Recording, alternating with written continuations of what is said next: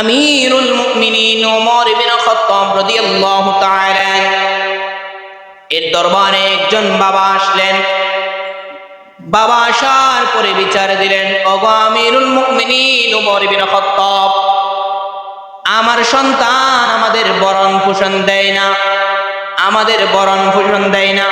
কি বললেন? ভরণ পোষণ ন দেয় অনেক সন্তানে। খেয়াল করেন,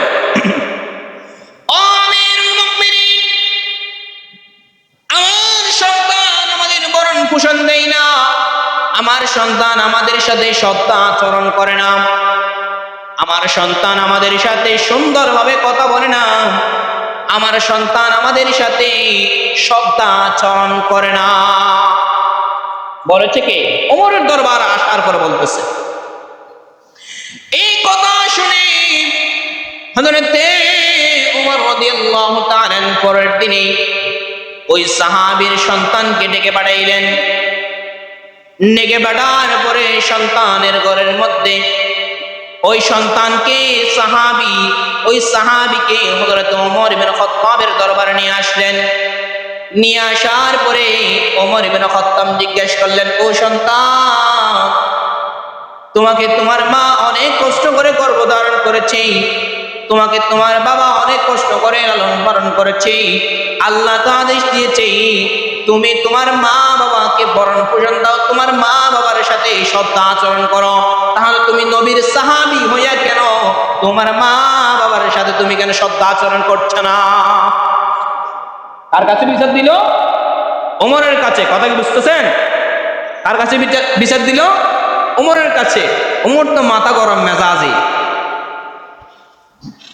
এই কথা বলার পরে পরক্ষণে সন্তান ডাক দিয়ে বলতেছে, উঠে গেল বসা থেকে, ও আমিরুল মুমিনিন, তোমার আল্লাহ যেমন ভাবে আমাকে বানাইলো, তোমার আল্লাহ যেমন ভাবে তোমাকে বানাইলো, তোমার আল্লাহ যেমন ভাবে আমার বাবাকে বানাইলো, আমার প্রতি আমার বাবার যেমন কর্তব্য দিল, আমার উপরে যেমন আমার বাবার কর্তব্য দিল, আমার থেকে যেমন তারা শ্রদ্ধা আচরণ পাবে, আমার থেকে যারা তেমন ভাবে হক পাবে, ঠিক তদ্রূপ পাবে আমার আল্লাহকে এটা আদেশ দেয় নাই সন্তান ভূমিষ্ঠ হওয়ার পরে মা বাবার উপর কি কোনো দায়িত্ব দেয় নাই? ইয়া আমিরুল মুমিনিন,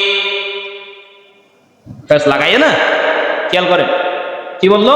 ও আমিরুল মুমিনিন, তুমি বলতেছো আমার থেকে আমি আমার বাবার থেকে সৎ আচরণ, আমার বাবার সাথে সৎ আচরণ করবো, মা বাবার সাথে সৎ আচরণ করবো, এটাই নাকি শুধু? আমার মা বাবা কি আমার মা বাবার উপর কি আমরা কোনো হক পাই না?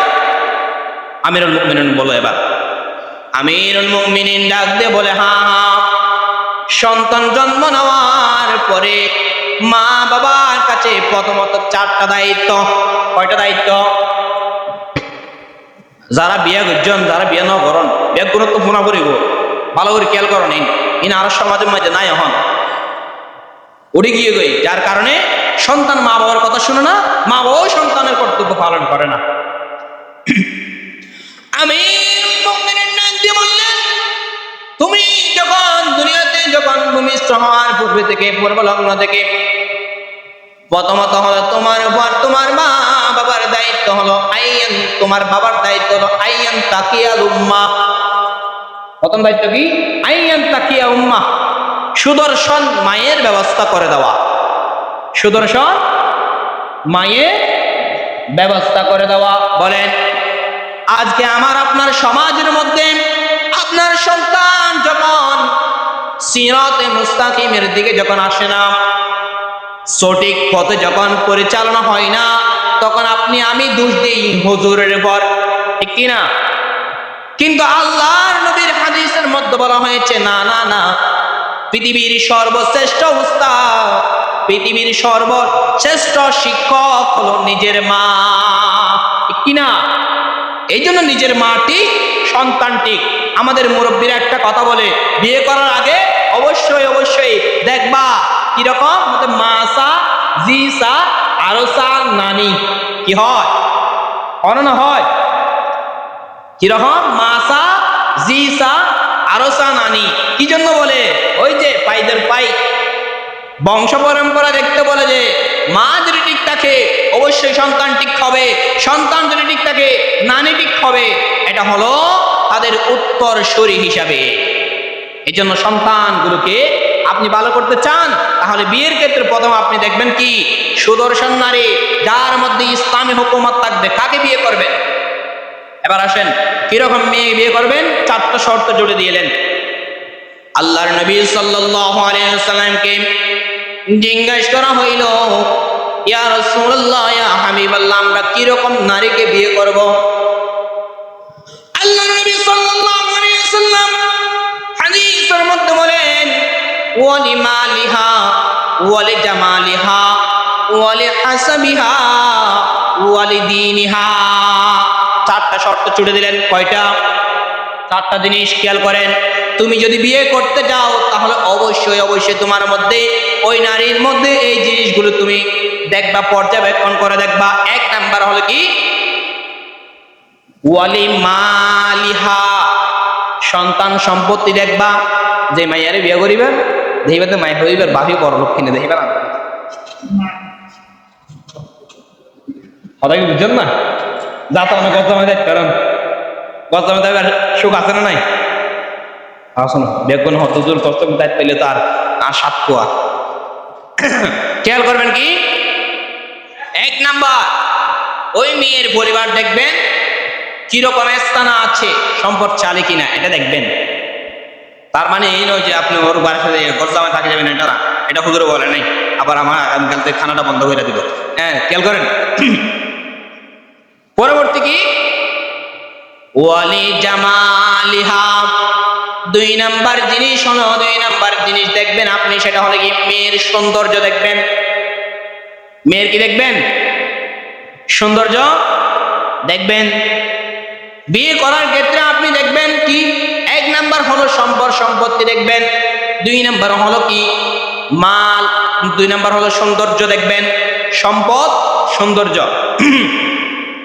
3 নাম্বার হলো ওয়ালি হাসাবিহা আই ওয়ালি নাসাবিহা, 3 নাম্বার হলো কুফু দেখবেন।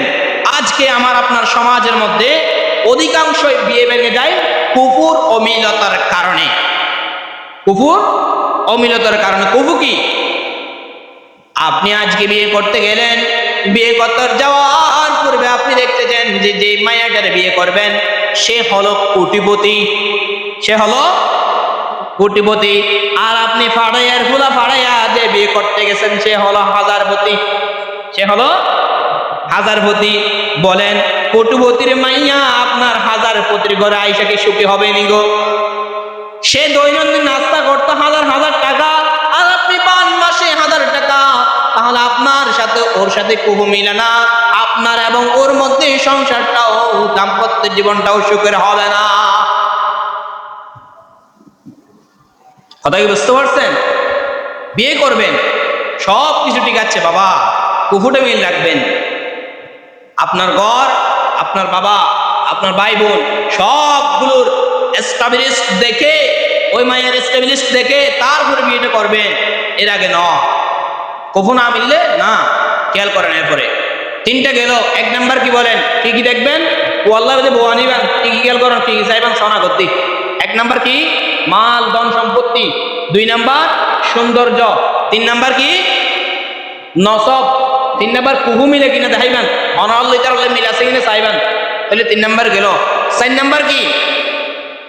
4 নাম্বার হলো ওয়ালিদিনিহা, ধার্মিক জ্ঞান আছে কিনা দেখবা বাবা। ধার্মিক জ্ঞান নাই তাহলে কি? আল্লাহ নবী বলেন এই 3টা জিনিসও আছে, ধার্মিক জ্ঞানও আছে, তাহলে তুমি ধার্মিক জ্ঞান যার মধ্যে আছে দিনদারিতাকে প্রাধান্য দিবা। দিনদারিতে যার মধ্যে আছে তাকে কি দিবা? প্রাধান্য দিবা। কথা কি বুঝতে পারছেন? দিনদারিতে প্রাধান্য দিতে হবে। ধন সম্পত্তি দেখলেন, বিয়ে করলেন, 2 দিন বইয়া মাইয়া যাবে আরেকজনের লেগা। কথা খেয়াল করেন। এবার আসেন প্রথম নাম্বার, ওই যে ওমর বলছিল কি আইয়ান্তাকিয়াল উম্মাহ, ওমর আমার প্রতি কি আমার মা বাবার কোনো কর্তব্য নাই? তারা বলতেছে কি আবার ওমর রাদিয়াল্লাহু তাআলা বলেন হয়তো না, প্রথমতম কর্তব্য হলো তোমার মা বাবাকে, তোমার বাবার প্রথম কর্তব্য হলো তোমার জন্য একজন সুদর্শন মায়ের ব্যবস্থা করে দেওয়া। এর ব্যবস্থা করে দেওয়া, মায়ের ব্যবস্থার লেগে মায়ের ব্যবস্থা যে করবেন চারটা জিনিস দেখে। কি কি? মা, সৌন্দর্য, বলেন না এরপরে কি? কুফু, এরপরে কি? দিন। এই তিনটি না থাকলেও দিনদারিতাকে প্রাধান্য দিবেন, তিনটি থাকলেও দিনদারিতাকে প্রাধান্য দিবেন, তাহলে আপনার জীবনটা, আপনার দাম্পত্য জীবনটা সুখে রূপান্তরিত করে দেবেন একজন। তিনি কে? অনসায় যে মায়া বাবা নামাজ না পড়ে, যে মায়া বাবা কোরআন শরীফ পড়ে না পারে, এবার গড়তে শান্তি সুখ আইব বলে অনুমান করেন না, মনে হয় তো। আচ্ছা, এই দিন লম্বা আলোচনা কেন যায়। এবার ওমর ডাক দিয়ে বললেন প্রথম নাম্বার কর্তব্য হলো আইয়ান তাকিয়াল উম্মাহ, তোমার জন্য সুদর্শন মায়ের ব্যবস্থা করে দেওয়া। 2 নাম্বার দায়িত্ব হলো তুমি যখন জন্মগ্রহণ করবা, তুমি জন্মগ্রহণ করার পরে ওয়ায়ুহসিনু ইসমুহু, তোমার একটা সুন্দর নাম রাখা, তোমার একটা সুন্দর নাম রাখা। এরপরে আমিরুল মুমিনিন ওমর ইবনে খাত্তাব রাদিয়াল্লাহু তাআলা ডাকতে বললেন এরপর তুমি যখন একটু বড় হবা ওয়া ইউআল্লিমুহুল কিতাব, তোমাকে ধর্মীয় জ্ঞান শিক্ষা দেওয়া, তোমাকে ধর্মীয় জ্ঞান শিক্ষা দেওয়া। 1 নাম্বার ছিল কি? আইয়ান তাকিয়াল উম্মাহ ওয়া ইউহসিনু ইসমুহু ওয়া ইউআল্লিমুহুল কিতাব। কয়টা গেল? 3টা। পরক্ষণে সাহাবী ডাক দিয়ে বললেন আমিরুল মুমিনিন, আপনি যে বললেন আমার জন্য সুদর্শন মায়ের ব্যবস্থা করে দিতে, আপনি যে বললেন আমার জন্য আমার সুন্দর একটা নাম রাখতে, আপনি যে বললেন আমার জন্য আমাকে এলম শিক্ষা দিতে, আল্লাহর কসম আমার বাবা এই 3টির একটাও করে নাই। আমার বাবা যে মাইয়াকে বিয়ে করলো ওই মাইয়া হলো একটা পতিতার মাইয়া, নাউজুবিল্লাহ জন্য। কিসের মাইয়া? আর আপনি বললেন যে আইয়ান তাকিয়াল উম্মাহ, সুদর্শন মায়ের ব্যবস্থা করতে। ও আমিরুল মুমিনিন, আমার বাবা করে বসে বসে মদ ইয়াবা ট্যাবলেট এগুলো খায়, আর আমার মা রাতে ওই পতিতালয়ে যায় অন্য পুরুষের সাথে ঘুমায়। ও আমিরুল মুমিনিন, আপনি বললেন যে 2 নাম্বার ওয়া ইয়াহসিনু ইসমুহু, সুন্দর একটা নাম রাখার জন্য। আমি যখন ভূমিষ্ঠ হইলাম আমার বাবা আমার জন্য সুন্দর নাম রাখে নাই, আমার বাবা আমার নাম রেখেছে চামচিকা, রড, বল্টু, আইলেসওয়া। এগুলো আপনাদের ছেলেদের নাম রাখবেন না, আপনাদের ছেলেদের নাম রাখবেন সুন্দর সুন্দর। আবার নিজে নাম রেখে পণ্ডিতগিরি বলাইয়েন না। আমি একদিন মাদ্রাসা দপ্তরে বসে ছাত্র ভর্তি করাচ্ছি, এমন টাইমে আইসা আমি যখন ফর্ম পূরণ করতেছি, ফর্ম ফিল আপ করতেছি, এমন টাইমে বলতেছে, আমি বললাম নাম কি বাবা? মাইয়া ছিল। অথবা হুজুর আমার নাম টুকা জীবান, বলতেছি ভাবে নাম কি বললো? নাম কি? টুকা জীবান। পাশে তার দাদি বসা ছিল। আমি বললাম মাশাআল্লাহ, এত সুন্দর নাম কেডা রাখছে গো? পাশে তার দাদির মাথায় উঠছে, হুজুর আমি রাখছি। এই নাম পাইছেন কই? হুজুর আমি সূরা আর রহমানের মধ্যে পাইছি, ফাবি আইয়ি আলা রাব্বিকুমা তুকাযযিবান। মাশাআল্লাহ, আপনি সূরা আর রহমান পাইছেন, তার মানে আপনি কোরআন শরীফ পড়েন। নাম কি রাখছে? আবার খেয়াল করেন কি রাখছে? তুকাযযিবান। আমি বললাম আবার, ও মা, আপনি যে নামটা রাখছেন এই নামটা কি ইসলাম শরীয়ত সম্মত? আপনি অর্থটা জানেন? না হুজুর আমি তো অর্থ জানি না। এবার আমি বললাম, মা দেখেন যে সন্তানের নামটা রেখেছেন তুকাযযিবা, তুকাযযিবান মানে হলো মিথ্যাবাদী। তুকাযযিবান মানে কি?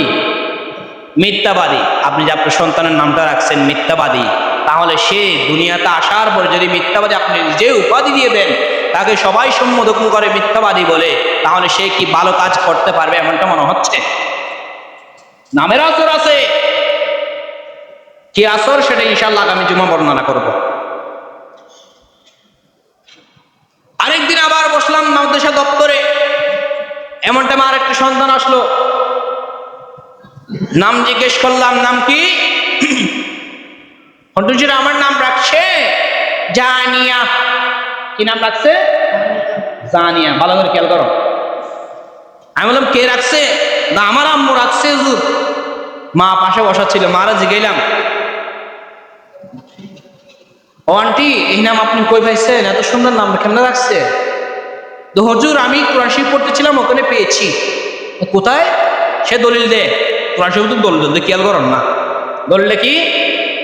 আয-যানিয়াতু ওয়াজ-যানি ফাজলিদু কুল্লা ওয়াহিদিম মিনহুমা মিআতা জালদা। দলিল দে কোরআন তো হারাম। আর মতো হান্না সেটা এত নাই।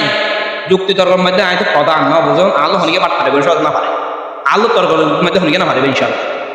আরে যুক্তি দিব, টাসটা যুক্তি দিয়ে খন্ড করে ফেলে।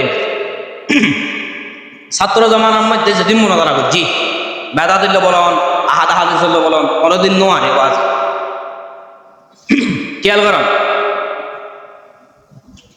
বিশেষ করে কোরবানের আগে যে মনে করা হয়, আমি যে পক্ষে দাঁড়াইছি আলহামদুলিল্লাহ আর কোনোদিন 7 বছর তো শুধু মনাজারা করছি, 7 বছরের মধ্যে কোরবানের মনাজারার মধ্যে আমার পক্ষ কোনোদিন হারে নাই।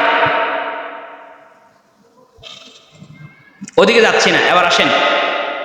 মারে জিগাইলাম কি নাম কি? অত জানিয়া। নাম কি?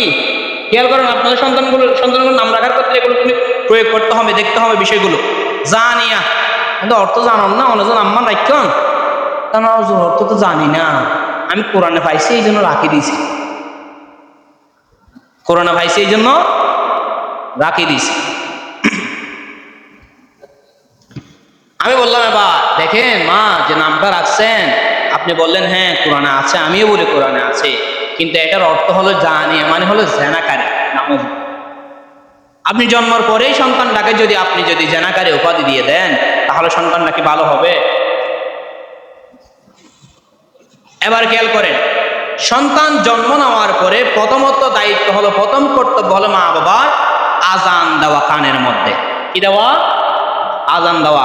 কিন্তু আড়াইয়ান নগরী হন বর্তমানে আমরা করি কি, সুন্দর করে যে অবস্থা হয়েছে সুন্দর করে একটা ফটো তুলবো, ফটো তুলে ফেসবুক শরীফের মধ্যে আপলোড দিয়ে দেবো, ঠিক কিনা? প্রথম দায়িত্ব নয় আমরা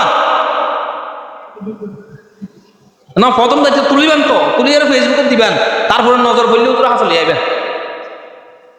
হুয়া যখন 2 দিন পরে চেয়ারা জানে ইকে যাবে, তার হুজুর হাসা নিবেন, হুজুর আমার সাথে তো একটু নজর পড়ছে।